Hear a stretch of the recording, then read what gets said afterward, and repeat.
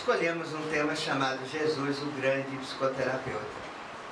Toda vez que a gente aborda tema relacionado com Jesus, nos vem um questionamento muito grande. Como falar de alguém que você não consegue ser, nem vivenciá-lo? Fica complexo para todos nós. Porque tudo que Jesus falou em seu pouco tempo na Terra, ainda hoje todos nós temos muita dificuldade de fazer, ou até de exemplificar. Então não é fácil você falar daquilo que você não faz. Quando eu digo não faz, porque tenho a consciência que todos nós temos dificuldade. Vamos alocar alguns pontos que vai ficar bem claro que isso é real. Embora nós dizemos, mas eu amo Jesus, eu faço isso, eu faço aquilo, nós fazemos sim. Uma coisa é fazer, outra coisa é você executar na íntegra o exemplo dele. Você pode até ler, bonito, seus ensinamentos, mas na hora de botar em prática fica difícil. É tão difícil que ele é o único que dividiu a história em antes e depois. Outros vieram. Você não pode esquecer o trabalho de Krishna, de Buda, de Confúcio, de Aristóteles. Não pode negar o trabalho dessa gente toda. Pessoas iluminadas que trouxeram os ensinamentos bastante sábios. Você tem, numa época mais moderna, pessoas fantásticas trazendo ensinamento moderno até no anonimato.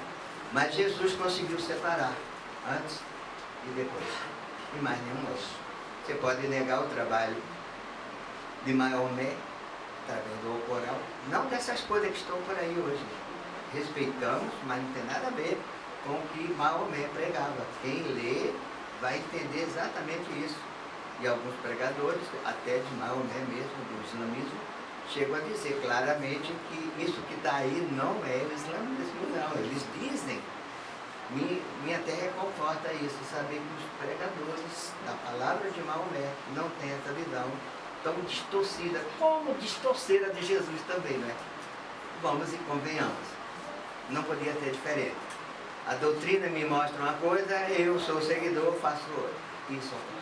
E Jesus sempre foi o homem mais notável da humanidade. Nosso trabalho não podia deixar de ser, toma por base uma obra chamada Jesus e o Evangelho, à luz da psicologia profunda, uma obra do Espírito Joana de Ângeles, que teve a proeza de conviver com Jesus com o nome de Joana de Usa. Em vivendo com ele, logicamente, ninguém melhor para retratá-lo tal qual ele era, sem nenhuma mácula. E nós tomamos essa obra como referência, muito longa, por sinal, a obra, pegando vários aspectos do Evangelho, fazendo um interface com a psicologia. Daí Kardec dizer que a doutrina de ordem psicológica, estamos aí fazendo esse interface. Não é fácil, mas Joana de Ângeles tinha uma facilidade muito grande, porque antes dela escrever essa obra aqui, por exemplo, ela escreveu uma série psicológica sobre os ensinamentos de Jesus e a própria doutrina espírita. E veja o que é que ela diz, começando o trabalho dela. Jesus é o mais notável ser da história da humanidade. A sua vida e a sua obra são as mais comentadas e discutidas dentre todas que já passaram pela cultura e pela civilização através dos tempos. Sobre qualquer aspecto considerado, o seu Evangelho é o mais belo poema de esperança e consolação de que se tem notícia. É também um precioso tratado de psicoterapia contemporânea para curar os incontáveis males que aflige a criatura e a humanidade em geral. Jesus, ao falar isso, logicamente, ele estava vendo em nós um bocado de problema para ser analisado. Daí você pega o Evangelho e encontra esses problemas. Ele fala do egoísmo, do orgulho, da vaidade, do ressentimento, do ódio, do sentimento de vingança, dos apegos materiais e afetivos. Isso é por aí afora. Como ele falava isso e não sentia nada. Jesus nunca reencarnara na Terra. Quem afiança isso para nós é o próprio Espírito Joana de Ângeles. E ela diz para a gente o seguinte, nessa visão de que ele nunca reencarnará na Terra. O homem Jesus nunca reencarnara antes na Terra e se apresentava como um ser integral, que adquirira conhecimento e amor para experimentar as provações e os ultrajes que viriam da tarefa que lhe fora confiada por Deus, nosso Pai.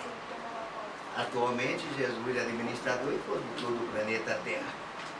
Enquanto nós, seres ainda imperfeitos, portadores de distúrbios psicóticos, neuróticos, sediados em estruturas vibratórias de nosso passado. Ele não tinha esse passado para espiar, para vivenciar, para ressonar com ele. Nós temos. Ele não tinha. Daí a tranquilidade. A gente tem raiva, Jesus não tinha raiva. Dizer que ele chutou banco, essa coisa, isso é linguagem das pessoas que fizeram a história, ou a Bíblia, ou coisa do jeito, talvez por não encontrar um termo mais decente para dizer aquilo. Ele poderia ter provocado ali efeito físico, médio que era, sem tocar em nada, virar tudo. Para impressionar, até certo ponto, sim. Tinha coisa que ele só podia entender e depois impressionava. Daí suas curas.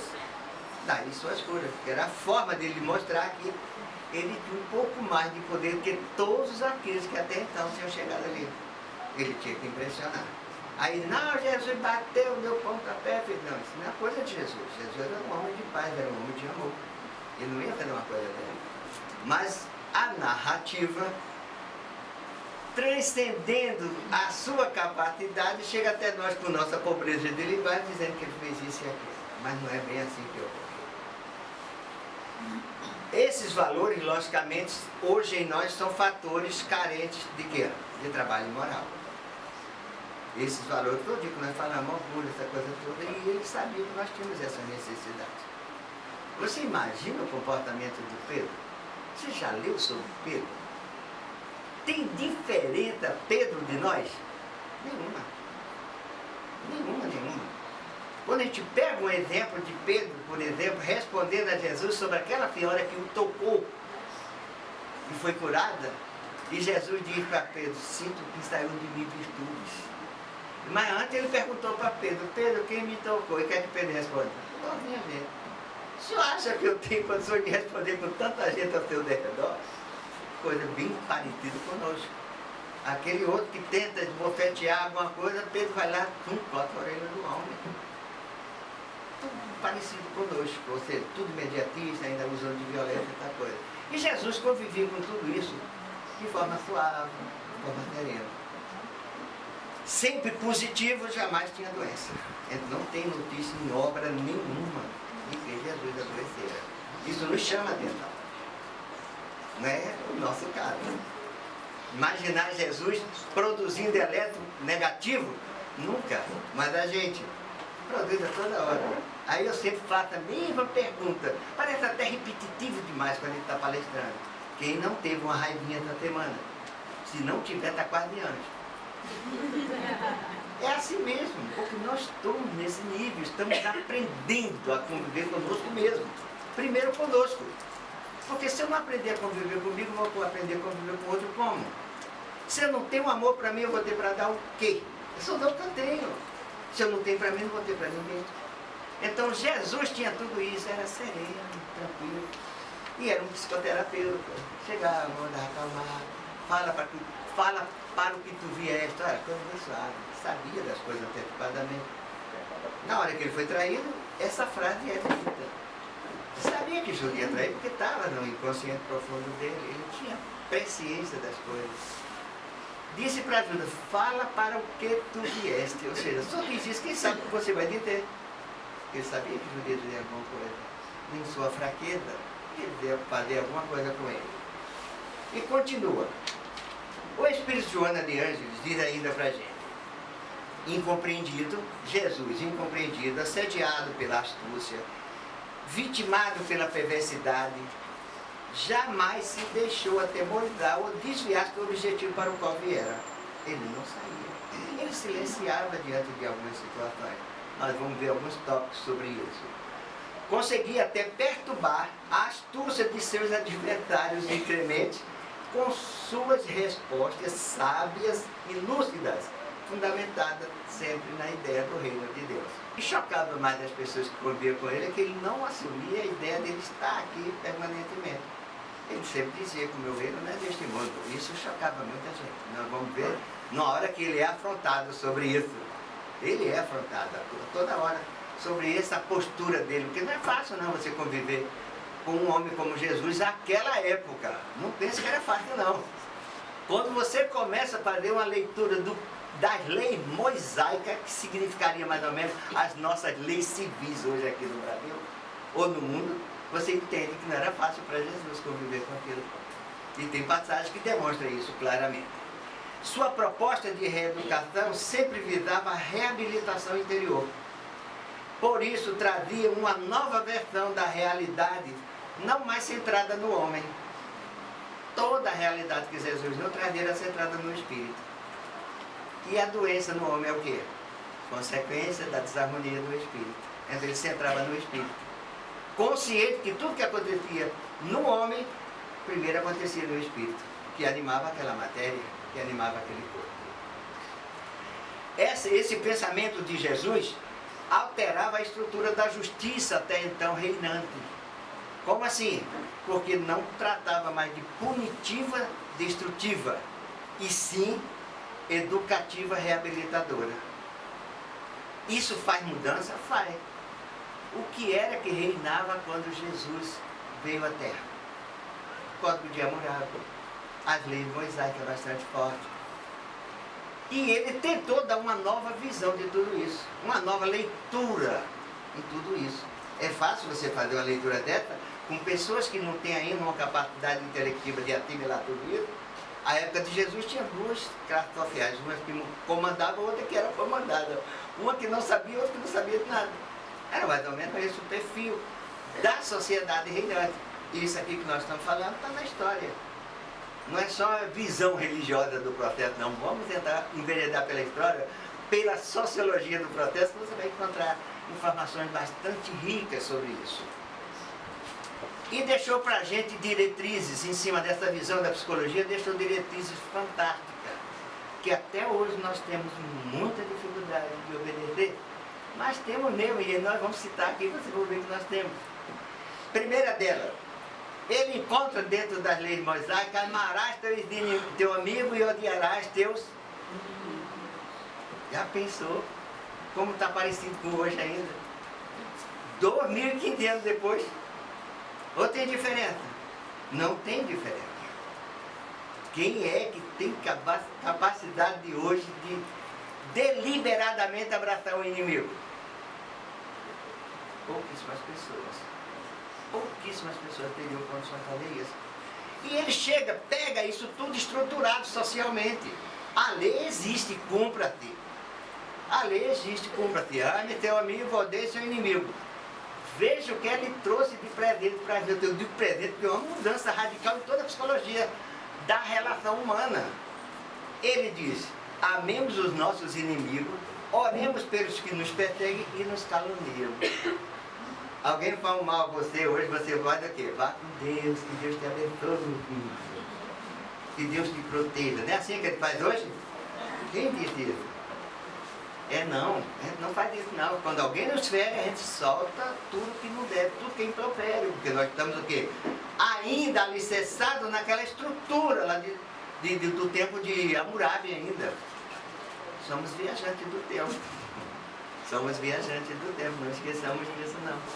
Aí Jesus traz uma informação dessa e isso muda tudo na cabeça daquela gente. É um choque cultural e é um choque psicológico também. Como você precisa amar o seu inimigo, eu preciso fazer o quê? Que pergunta Pedro faz a ele para chegar lá? Quantas vezes devo perdoar o meu inimigo? Alguém que me ofendeu. E o que é que Jesus diz?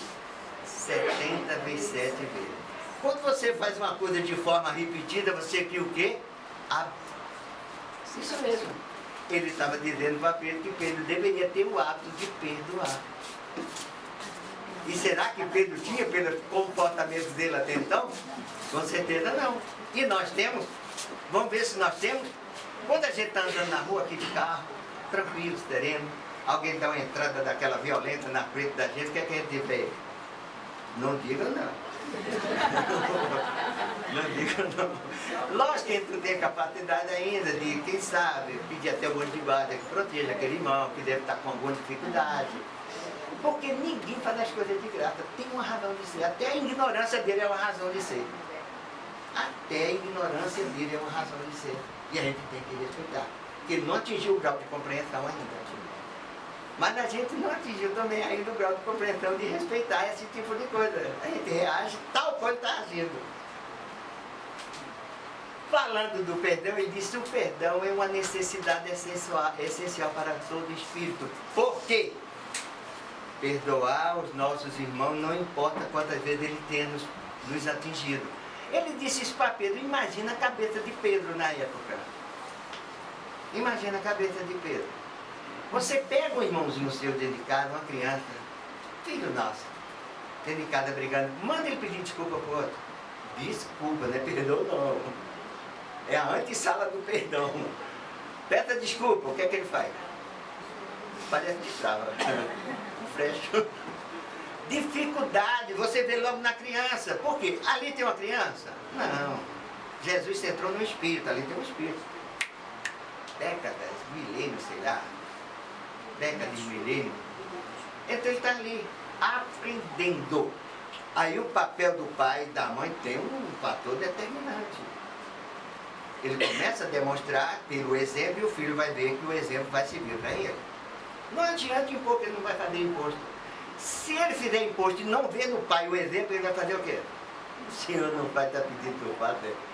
Na hora, não tem para onde, porque o espírito também não tem a compreensão de entender que o pai não tem ainda a capacidade. De repente ele tem, o pai não tem. O que está acontecendo? Nós estamos num processo de regeneração, gente, não esqueça isso não. Está vindo o espírito para a terra com capacidade de educar o pai, em vez do pai educá-lo. Já está acontecendo isso hoje. Quanto a internet é bonita por causa disso, né? Torna o mundo uma aldeia global porque conhece tudo de todos os lugares. Tem cada passagem linda. Filho dando um discurso para o pai com 3, 4 anos de idade. São os espíritos, gente, que vão mudar a cara do planeta. Com a visão psicológica da vida totalmente diferenciada. E que a gente vai ter que aprender a conviver com eles. E aprender com eles, não é só conviver, aprender com eles. Porque eles estão aí para isso. Eles vêm com esse propósito. E os que vão continuar no erro? Está aí as comunicações dos espíritos de luz dizendo, vão-se embora daqui, não pode permanecer. Vai haver uma limpeza de planeta para poder haver o processo de regeneração. É lento, mas é possível de acontecer e já está acontecendo de forma tão sutil que a gente não consegue. Visto por essa face de pedir a Pedro, vamos perdoar tantas vezes for necessário, mas ele já tinha deixado uma outra diretriz que eu acho fantástica para quem está tentando conviver bem consigo e com seu próximo e com Deus. O que é que Jesus traz para a gente dar uma, vamos dizer assim, uma refletida sobre isso? Reconcilia-te com teu adversário enquanto caminham com ele. Mas você já pararam para ver o tamanho da responsabilidade que vem para a nossa mão com essa informação de Jesus, com essa diretriz, vamos dizer assim? Reconcilia com o teu adversário enquanto caminha com ele. Mas por que Jesus mandava a gente reconciliar enquanto estava a caminho com ele? O que é que Jesus supunha? Se ele centrou sua ideia no ser imortal, ele sabia que o ser é imortal. Nós não somos apenas isso. Isso aqui é apenas uma vestuária temporária. Nós vamos estar juntos novamente. É a necessidade da lei do amor. Mas o que é que ocorre com a gente quando a gente pede alguém para reconciliar? Estamos numa época fantástica. Natal. Comemorações. Confraternizações. E o que é que ocorre em algumas situações? Olha, fulano, nossa empresa vai fazer a confraternização esse ano, todo mundo junto, tranquilo.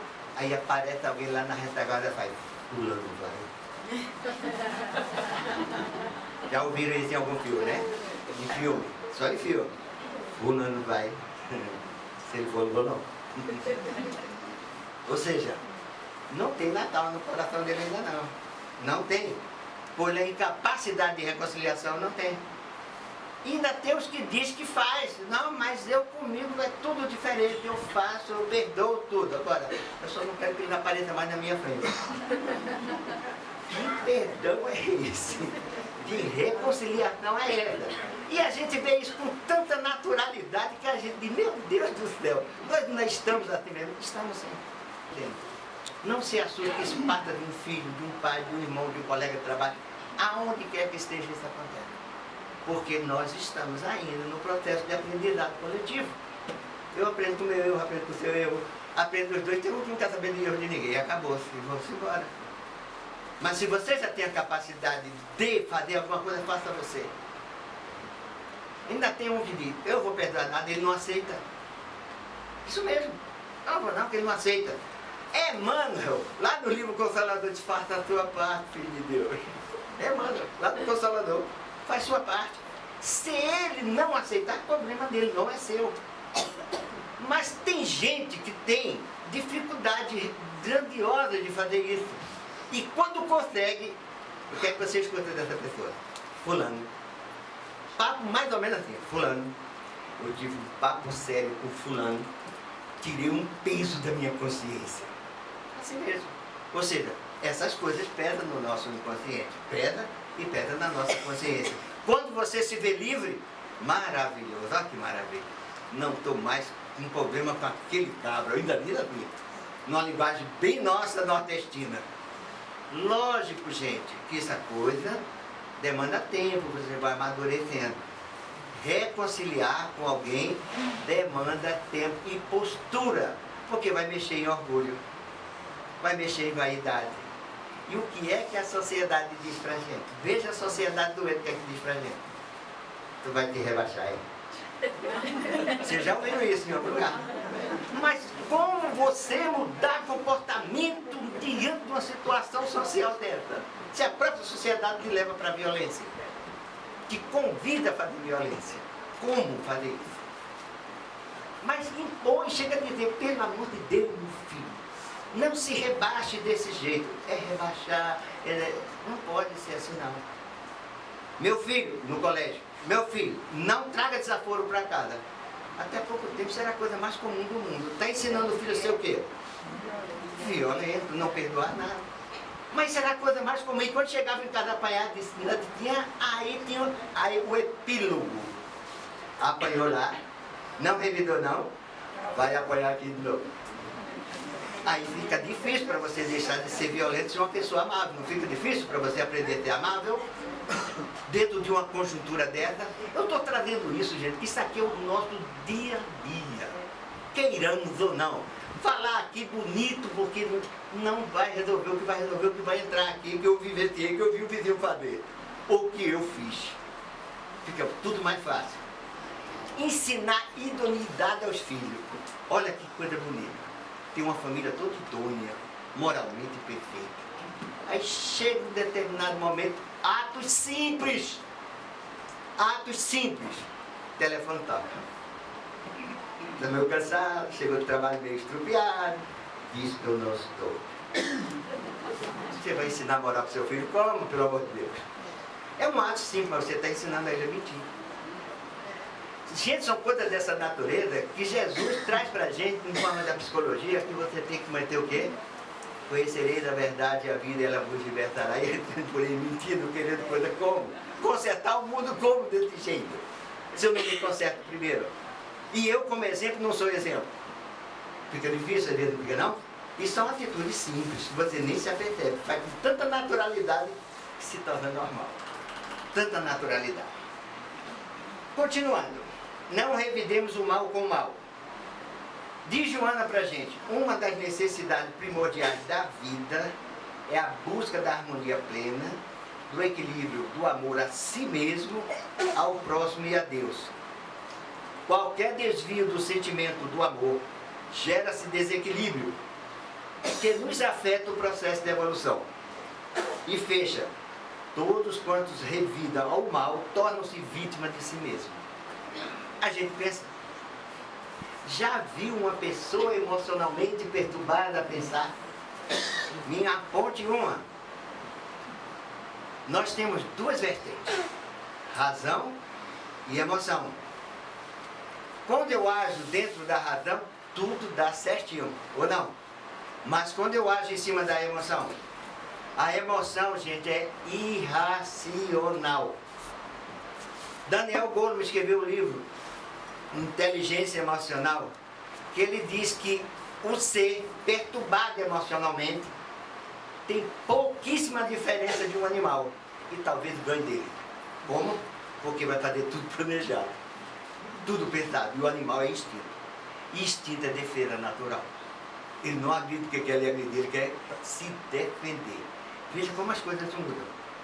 E eu perturbado, o que está acontecendo hoje na face da terra? A violência contra a mulher. E até a mulher já está se tornando violenta contra o homem. Em nome de quê? Do amor. Vai amar a outra. Está louco? Não, eu matei porque eu amava. Você matou porque amava?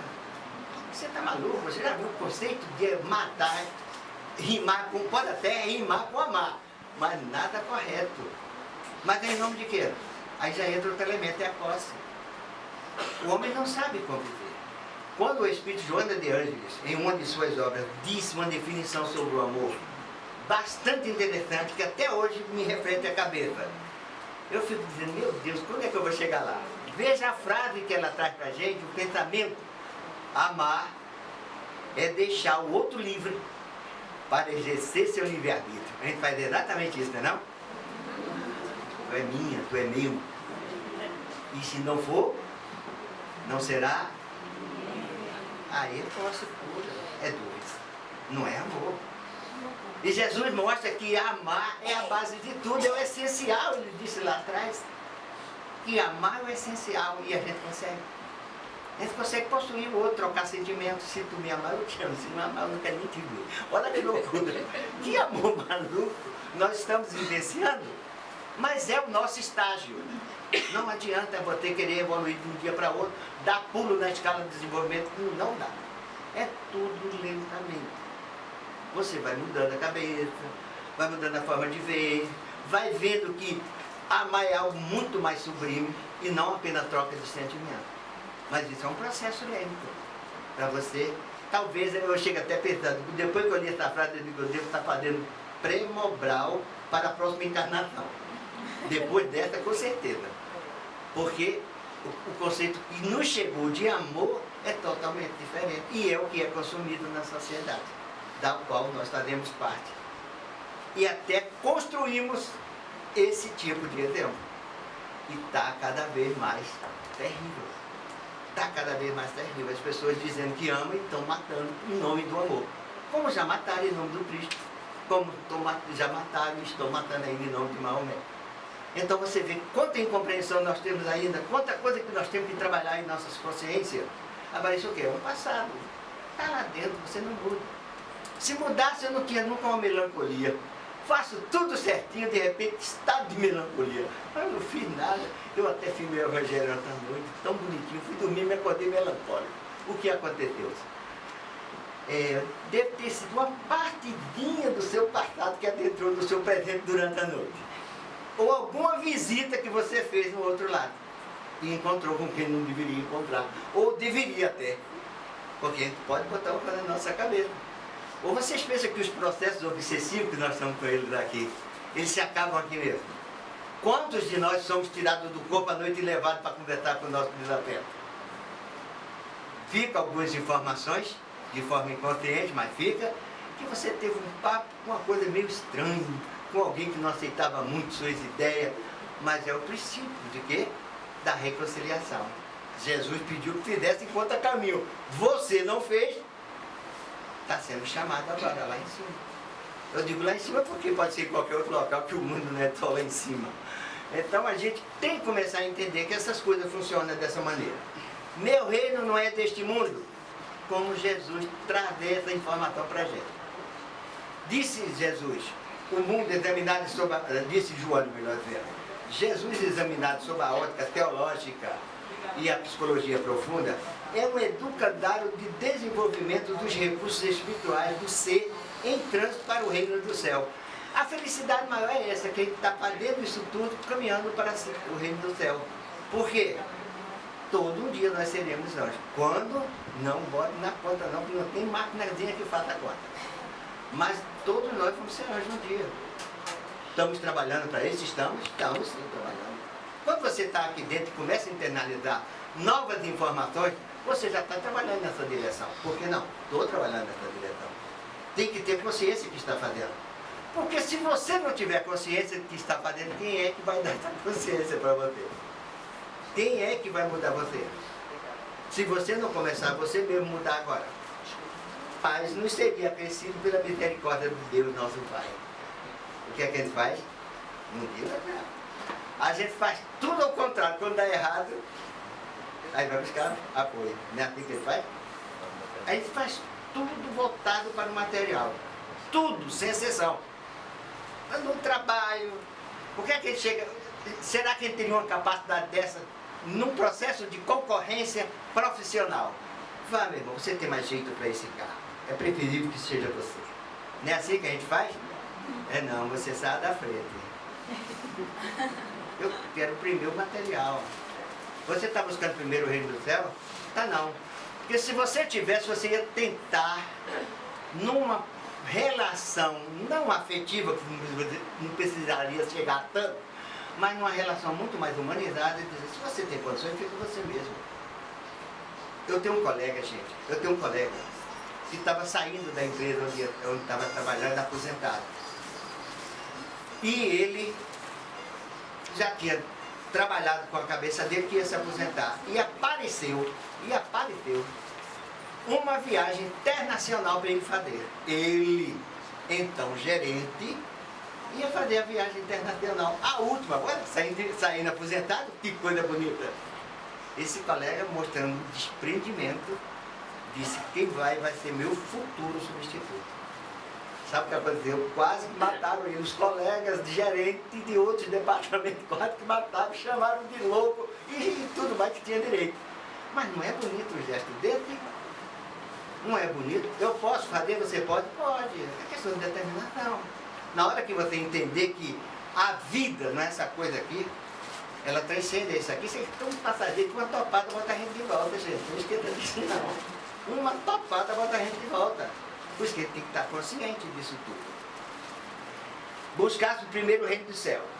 Questão de identidade. A gente mantém nossa identidade? Quantas vezes a gente é obrigado a rir para agradar? Quando o coração está sangrando. Dá a sensação que a gente faz isso até para nos proteger. E é para nos proteger, sim. Mas quantas vezes você já viu coisa dessa natureza quando você perde um pouco a sua identidade? Vamos pegar um exemplo tipo. Fulano, vamos para aquela festa de aniversário de criança? Aí o marido disse, tem que ir. Já ouviram esse marido dizendo isso para fora? Tem que ir mesmo. E o pior é que se ele aceitar aqui, tem que ir, tem que ficar lá como? Tudo bom, tudo bom, tudo bom, tudo bom. Me diga uma coisa, isso não é uma perda de identidade? É isso que você realmente deveria fazer? Mulher, eu não quero ir não. Vá você com as crianças, depois eu pego você lá. A sinceridade na relação, só que a própria sociedade te cobra essa postura. Prefiro teu riso, todo tronco, do que tua falta. É mais ou menos isso que ocorre. E Jesus fazia isso? Não, ele se respeitava o suficiente. Chega lá um momento que está numa assembleia, aonde perguntaram para ele, ou disseram para ele, dizem que és rei do judeu. Ele disse, se eu diz, eu sou. Foi aí que ele pronunciou a primeira vez, mas meu reino não é deste mundo. Aí começou a mudar toda a confusão. E quem foi que perguntou isso? Pôncio Pilato. Foi quando o Pilato chegou a lavar as mãos, mas ele manteve a identidade. Ele disse que era, se o diz, eu sou. Mas meu reino não é deste mundo. Manteve a independência, manteve a identidade dele preservada, lógico. Ele precisava de mascarar, como nós mascaramos o tempo todo. Vamos pegar outra máscara nossa, para notar que Jesus mostrou um caminho e a gente segue outro. Você sai de casa um pouco enjoado, porque teve uma desavença na sua inter-relação, não importa com quem. Aí encontra o seu amigo na porta. Você queria fazer batalha? Fulano, tudo isso? Tudo. Ah, ótimo. Eu digo assim, precisa você às vezes... Não, você não pode estar levando para a sociedade. Mas tem gente que na hora dessa, ele tem que proteger a sociedade, eu até concordo. Ninguém é obrigado a conviver com seus problemas. Mas tem gente que tem problema de tudo que é ordem, não procura enfrentá-los, mas finge o tempo todo que está tudo bem. Relações, então, é assim.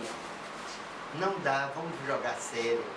Conhecereis a verdade e ela vos libertará.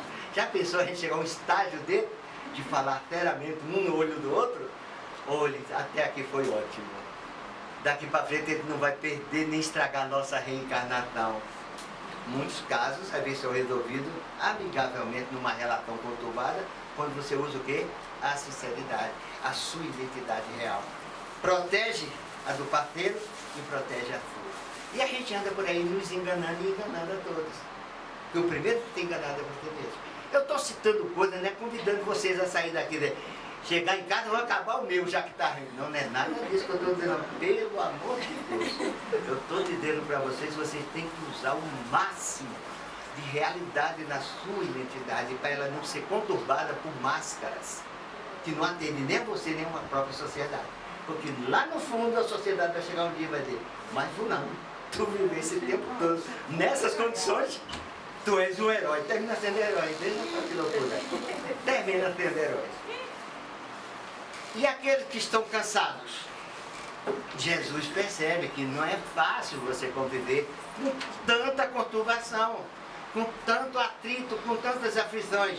E o que é que ele diz? Vinde a mim todos que estão cansados, que eu vos aliviarei. Ele pediu que você viesse, está cansado. Quando a gente chega aqui, por exemplo, a gente vem buscar um alívio desse, não vê não? A gente vem fazer um pedido para Jesus silencioso. Se eu for merecedor, faz alguma coisa, pode estar feio. Lá em casa está feio. Comigo, inclusive, está pior ainda. E você chega e faz um contrato. Você com sua consciência. Vai ser merecedor? Não sabe. Os médicos vão resolver? Não sei. Por quê? Depende do seu crédito perante a justiça divina. Jesus disse o quê? A cada um segundo suas obras. Então a gente tem que ler o Evangelho para a gente entender aonde nós estamos. Se eu estou fazendo aqui e não tenho merecimento, eu não vou ter. Porque não vai ser os médicos que vão prometer o impossível. Eles não podem derrogar a lei de Deus. Eles não podem derrogar a lei de Deus. Mas você tem que ter consciência que você precisa fazer alguma coisa para mudar. E é possível mudar? É. O que é que ele fez com a mulher adúltera, para a gente ir fechando esse assunto? Emocionalmente perturbado ou não? A mulher era adúltera. E na época, adultério dava o quê? Morte para a mulher. Sempre a mulher pagando o preço. Dava morte para a mulher. Ele condenou a mulher adúltera? Ele condenou o adultério. Mas deixou um indicativo para ela bastante expressivo, que serve para a gente. Se eu estou errado e continuo caminhando pelo mesmo percurso, eu vou chegar sempre no mesmo caminho. Ou seja, eu vou manter os mesmos problemas. Alguma coisa está me dizendo que eu preciso mudar. Procure uma reflexão, veja onde é que você precisa se adaptar melhor a você mesmo, para conviver bem com você primeiro, depois com o seu próximo e com Deus. Aí ele vai para a mulher adulta e diz, alguém te condenou, mulher? Não. Até aí, está ótima a colocação dele. Ele diz, então vais, mais o quê? Não peques mais, senão coisas piores poderão te ocorrer. Se todos nós tivéssemos essa consciência que a justiça não pune o pecado, não pune o pecador, mas o pecado, a gente teria talvez uma certeza maior de nossa necessidade de mudança. E Jesus pede essa mudança o tempo todo. A maior de todas, ele deixa para nós com a seguinte frase: meus discípulos serão conhecidos por muitos se amarem. Se a gente conseguir um dia amar um ao outro mesmo, não é trocar sentimento, é amar. Todos seremos felizes. Muita paz para vocês. Aproveitando esse momento de reflexão, elevemos nosso pensamento a Deus, nosso Pai, a Jesus, nosso irmão maior, a Maria Santíssima, nossa Mãe Espiritual, não desprezando em momento algum nosso anjo de guarda, companheiro de dia, de noite, de nossos infortúnios. Chegamos aqui, Pai, em busca de Tua misericórdia, para limir nossos problemas, nossas aflições. Que sejamos, Senhor, merecedor de tudo que possa nos ocorrer nesta casa durante os nossos tratamentos. Muita paz em Deus.